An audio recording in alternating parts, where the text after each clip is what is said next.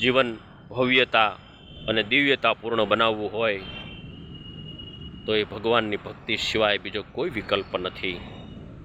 કારણ કે જીવનની અંદર પોઝિટિવિટી આવશે, જીવનની અંદર ભક્તિ વધશે અને ભગવાન પ્રત્યેની આસ્થા વધશે તો પરમાત્મા ભગવાન દિવ્ય રૂપ ધરી આપણને પોતાના દિવ્ય આશીર્વચનો, પોતાનો દિવ્ય ભાવ અને એક પ્રકારની નવી એનર્જી અને નવી ઉર્જા આપણા શરીરમાં ડેવલપ થાય.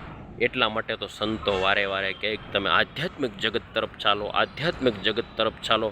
કારણ કે તમારી આધિ, વ્યાધિ અને ઉપાધિ આ ત્રણેય વસ્તુ ટળી જાય અને ત્રણેય વસ્તુ ટળી જાય ને તેથી પરમાત્મા ભગવાન શ્રી કૃષ્ણ નારાયણ, ભગવાન રામચંદ્રજી, ભગવાન સ્વામિનારાયણ આપણી સાથે સંવાદ કરતા હોય ને એવું લાગશે.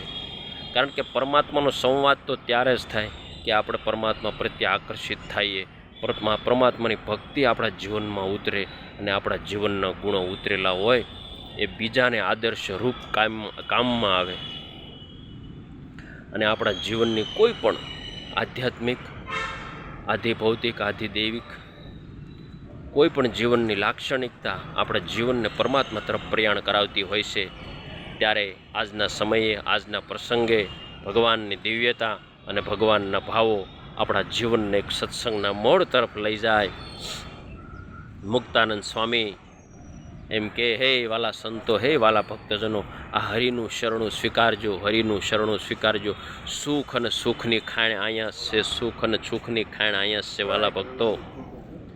આવા સંતો આપણા જીવનની અંદર એક લાક્ષણિકતા, એક ધર્મ પ્રત્યેની એક ભાવના, એક વિશેષતા પૂર્ણ કરી અને આપણા જીવનને શણગારતા હોય તો એવા સંતોના શરણોમાં કોટી કોટી વંદન. વાલા ભક્તજનો, જીવન અનેક પ્રસંગોથી ભરેલું છે, જીવન અનેક સત્સંગથી ભરેલું છે. જીવન ક્યારેક દુઃખના પ્રસંગમાં પરિવર્તિત થતું હોય છે તો ત્યારે આધ્યાત્મિક જગતની આ સિદ્ધિઓ, આધ્યાત્મિક જગતના જે વારસાઓ, જે વૈવિધ્યપૂર્ણ વારસાઓ વાલા ભક્તો, મહાત્મા ગાંધીજી, સરદાર વલ્લભભાઈ પટેલ, સ્વામી વિવેકાનંદ, એમના જીવનમાં પણ થોડી થોડી કષ્ટીઓ આવેલી, પરંતુ હસ્તે મુખે સ્વીકારી અને જગતને એક નવો રાહ સીંધી અને પોતે આજ અજર અમર બની ગયા છે. ક્યારે કે એમને પણ કષ્ટો સહન કર્યા છે. તો આપણે તો પામર માનવી છીએ. એવા મહાપુરુષોના જીવનમાં જો પણ દુઃખ આવતા હોય તો આપણે પામર માનવી છીએ. આપણા જીવનમાં પણ થોડું ઘણું દુઃખ આવવાનું.